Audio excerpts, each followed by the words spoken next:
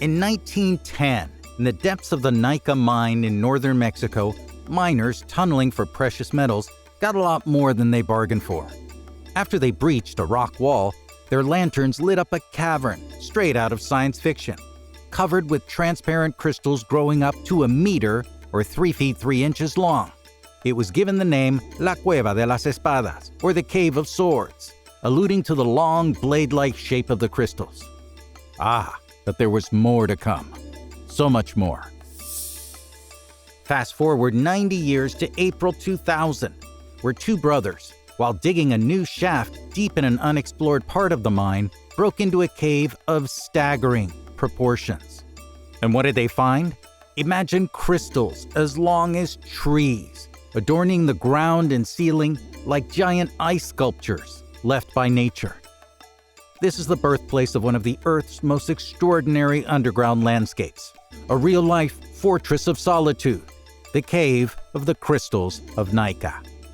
Friends, welcome once again to the Mysteries of Latin America podcast. My name is Andrew Colon, and I'll be your guide as we uncover the secrets, the wonders, and the untold stories that make Latin America a treasure trove of mysteries waiting to be unraveled. Today our journey takes us deep into the heart of Mexico, where hidden beneath the desert of Chihuahua lies a geological marvel that has fascinated scientists and mystics alike, the mystical Cave of the Crystals of Naica. Let's get to it, friends. The Naica mines are in the Mexican state of Chihuahua, about 150 miles south of the Texas border, and the Cave of the Crystals is about 1,000 to 2,000 feet, so about the height of 1 to 2 Eiffel Towers, deep underground. A little over a football field and about 2 stories high, this cave's chamber contains giant, transparent gypsum crystals called selenite, making them some of the largest natural crystals ever found. The largest measured so far is 11.4 meters long. That's almost 40 feet, with an estimated mass of 12 tons. Imagine a transparent crystal the length of the longest yellow school bus you've ever seen. And now, imagine hundreds or thousands of them. When it's not flooded, the cave is extremely hot, with air temperatures reaching up to 58 degrees Celsius. That's 136 degrees Fahrenheit, with near 100% humidity. To give you an idea, that's similar to the temperatures in Death Valley, but with much wetter air. So, it's not just the heat, it's the humidity. Because of these factors and because parts can be flooded, the cave is extremely hard to explore. Without proper protection, people can only stand approximately 10 minutes of exposure at a time. To study these caves, scientists have had to wear special refrigerated suits with built-in respirators so they could breathe down there. But even then, we're talking about only being able to handle 30 to 45 minutes down there tops before the extreme conditions make it impossible to continue. Now, drawing parallels to Superman's Fortress of Solitude is no exaggeration. Naica's cavern really is that amazing, where crystals the size of trees weave from every possible direction, and the site transcends the realms of the ordinary. It's a real-life sanctuary that beckons explorers, scientists, and dreamers to venture into the caves unknown to try and discover the secrets that are deep in the heart of our planet. And beyond being so mind-blowing in just a visual sense, the Cave of the Crystals has immense scientific value. Researchers study the cave to understand the Earth's processes, climate fluctuations, and the secrets that are hidden within the ancient crystals themselves. One of those secrets was discovered in 2017, when researchers announced the discovery of bacteria found in inclusions embedded in some of the crystals. The bacteria was dormant, and these researchers were able to extract and reanimate these organisms, which are not closely related to anything in the known genetic databases. Scientists believe that studying these microorganisms can offer insight into the potential for life on other planets with extreme climates. But I know what you're thinking. We've seen this movie before, Andrew. We'll just have to wait and see. But it's all fascinating. But how did these monstrous crystals happen? Scientists believe that the caves at Naica, which sit above a fault line and a volcanic magma chamber filled with hot, sulfur-rich water from below and then cold, oxygenated water seeped down from above. Over time, the sulfur reacted with the calcium in the limestone to form a crystal-growing soup, which slowly cooled in these unique conditions. And when we say slowly, we mean about 500,000 years.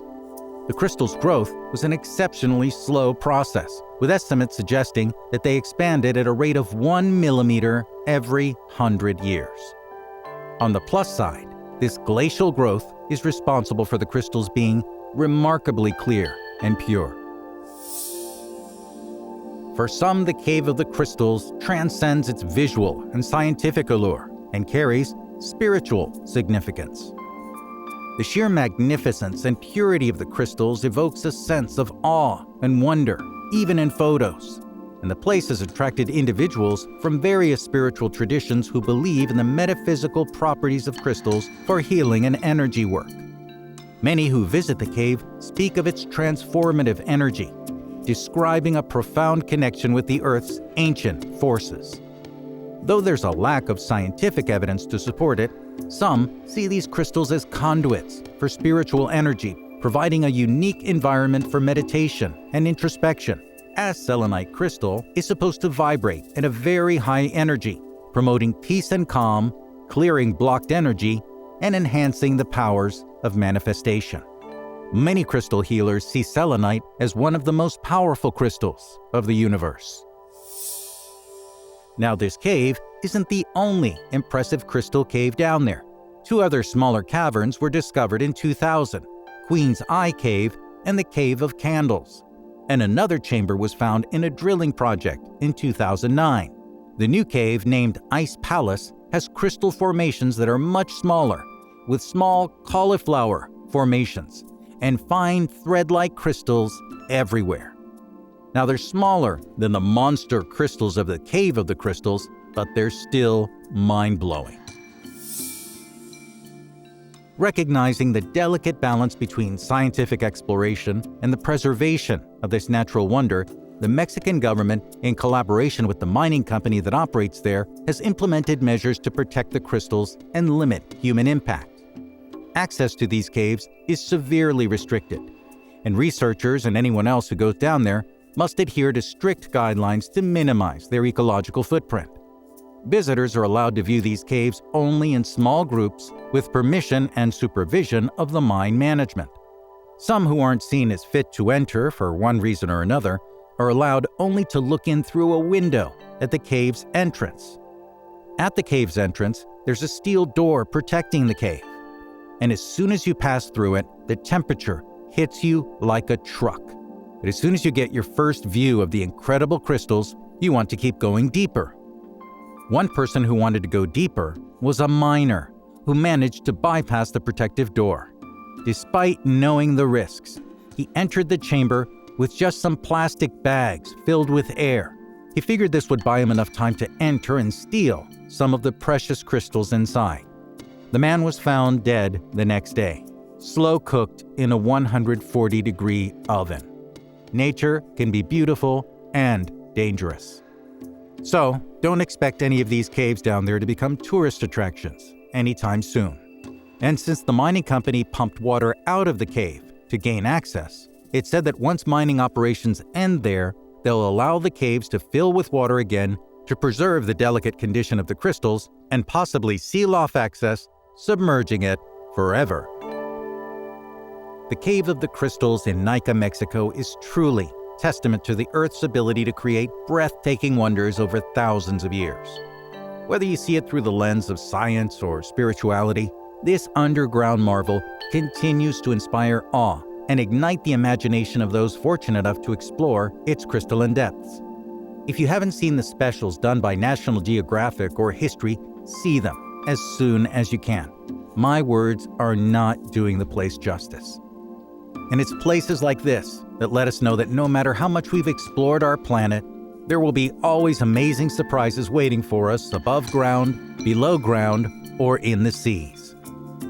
And this is why today we tell you the story of the Cave of the Crystals of Naica, Mexico, on the latest episode of the Mysteries of Latin America podcast.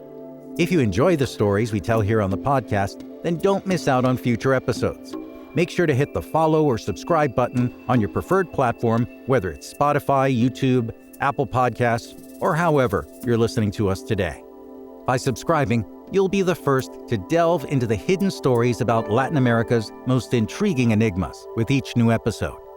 And hey, if you've enjoyed the journey so far, be sure to share the podcast with fellow adventurers, mystery enthusiasts, and anyone with a curious spirit.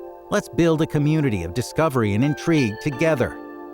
Friends, thanks again for listening. I'm Andrew Colon. Adios.